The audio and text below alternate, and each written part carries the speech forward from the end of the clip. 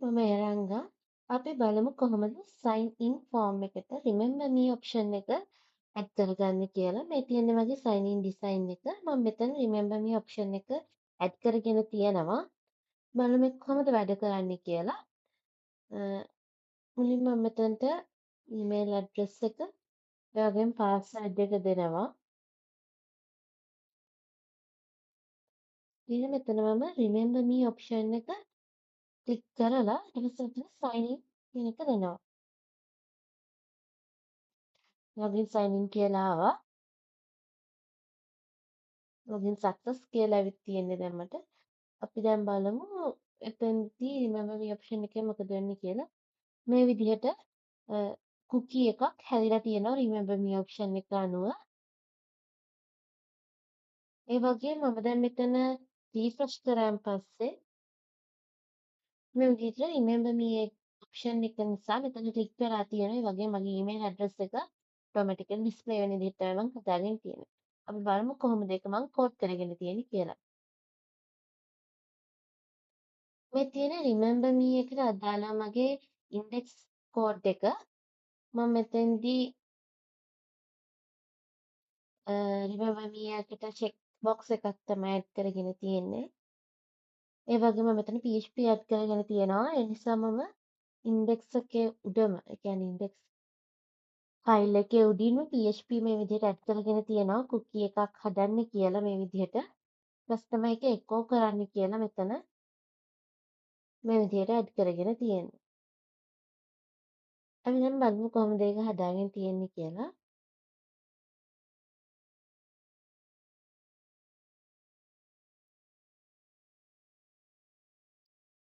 මගේ sign in function එකේම තමයි remember me option එකට අදාළව තියෙන ID එකත් අරගෙන ඉන්නේ. ඒ නිසා ඒකත් තියෙන්නේ login process එකේම තමයි. මේ තියෙන්නේ remember me එකට අදාළව මගේ codes ටික මම process එක හදාගෙන තියෙන්නේ මේ විදිහට තමයි. මුලින්ම මම check කරනවා remember me කියන option එක true ද කියලා. ඒ කියන්නේ remember me කියන එක click කරලා තියෙන්නේ කියලා, select කරලා තියෙන්නේ කියලා. එහෙමනම් මම මෙතන remember me token කියලා variable එකක් assign කරගෙන තියෙනවා. ඒකෙන් random bits 32ක කෝඩ් එකක් හදන විදිහ තමයි token එකක් හදන්න තමයි හදාගෙන තියෙන්නේ. ඊට පස්සේ මම hash කරලා තියෙනවා token එක. ඒ මොකද ඒ කියන්නේ database එකේ token එක අපිට එන token එක display කරලා හරියට තේරුම් ගන්න බැරි විදිහට තමයි හදාගෙන තියෙන්නේ hash කරලා තියෙනවා. ඊට පස්සේ මම expire date එක set කරගෙන තියෙනවා. ඒ කියන්නේ මේ option එක කොච්චර වෙලාවක් තියෙනවද කියලා. මම හදාගෙන තියෙන්නේ දවස් 30ක්. ඒ කියන්නේ අපි sign in වෙන දවසේ ඉඳන් ඉස්සරහට දවස් 30ක් තියලා තමයි expire date එක මම හදාගෙන තියෙන්නේ. ඊට පස්සේ මම මේ expire date එක database එකට add වෙන්න විදිහට database එකට insert query එකක් හදාගෙන තියෙනවා. මම මේ data එක add කරගන්නේ insert කරගෙන තියෙනවා remember tokens කියන එකට. කියන ටේබල් එකට තමයි මම මේ විදිහට මේක ඉන්සර්ට් කරගෙන තියෙන්නේ. ඒකේ user ගේ ID එක වගේම token එකත් expire date එකත් මම මේ insert query එකෙන් insert කරගෙන තියෙනවා. ඊට පස්සේ ඒ ඊට පස්සේ මම මෙතන තව හදාගෙන තියෙනවා මේකේ user ID එක $sign user කියන එකට assign කරගෙන තමයි තියෙන්නේ. ඊට පස්සේ මම මෙතන ටික් කරලා තියෙනවා නම් cookie එකක් හදන්න කියලා මේ විදිහට හදාගෙන තියෙනවා. ටෝකන් එක remember me ටෝකන් එකත් තියෙන cookie එක මම හදාගෙන තියෙන්නේ skill shop underscore remember me කියලා. ඊට පස්සේ මම user ගේ ID එක තියාගන්න cookie එකක් set කරලා තියෙනවා. ඒක user ID කියලා තමයි මම හදාගෙන තියෙන්නේ. යගින් email එක තියාගන්න හදාගෙන තියෙනවා. මට password එක තියාගන්නත් හදාගන්න පුළුවන්. ඒ ෆයිල් එක තමයි මෙතන මේ තියෙන මම ඒක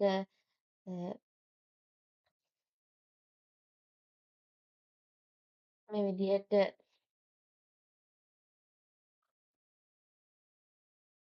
මේ තියෙන password එක තියාගෙන හදාගත්ත එක. ඒක එච්චර security පැත්තෙන් security files එන්න පුළුවන් නිසා මම ඒක කමෙන්ට් කරලා තමයි තියෙන්නේ. ඒ ලයින් එක කමෙන්ට් කරපු එක අයින් කරාත් එතන කුකී එකක් හදෙනවා පාස්වර්ඩ් එකත් ඔටෝමැටිකලි ඇඩ් වෙන විදිහට.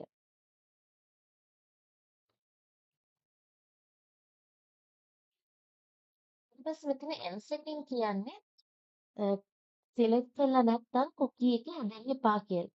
ඒක සිලෙක්ට් කරලා නැත්නම් ඒ වෙලෙම කුකී එක හැදිලා තියෙනවා නම් කුකී එකක් ඒකත් අයින් වෙනවා. මේ විදිහට මම කියලා තියෙන එක ඒ වෙලෙම අයින් වෙන්න කියලා.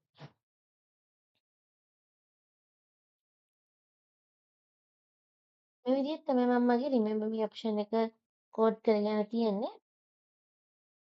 ඊට පස්සේ බලමු කොහොමද ඒක වෙන්නේ කියලා. ඩේටාබේස් එක පැත්තට ගියොත්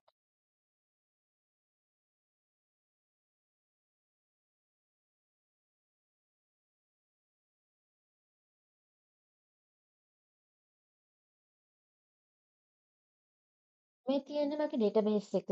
ඩේටාබේස් එකේ remember me tokens කියන ටේබල් එක තමයි මේ තියෙන්නේ. මම හිතන්නේ ID එකක් මගේ ටේබල් එකේ ID එකක් තියෙනවා. ඒ වගේම user ID ටික user එකේ ID එක මෙතන තියෙනවා. ටෝකන් එක හැෂ් කරපු ටෝකන් එක තියෙනවා. ඒ වගේම expire date එක වගේම create at time එකත් පෙන්වනවා. අපි දැන් බලමු මෙතන කොහොමද ඒක වෙන්නේ කියලා.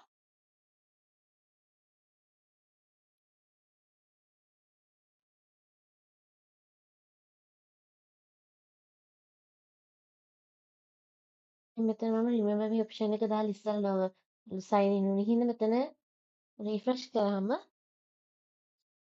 මේ විදිහට remember me option එක ටික් වෙලා මෙතන මගේ email එක පෙන්නනවා. මේ විදිහට හැදිච්ච cookies ටිකක් මෙතනින් බලා ගන්න පුළුවන්.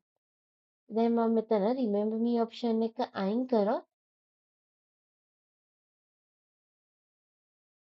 අයින් කරලා මෙතන sign in වුණාන් පස්සේ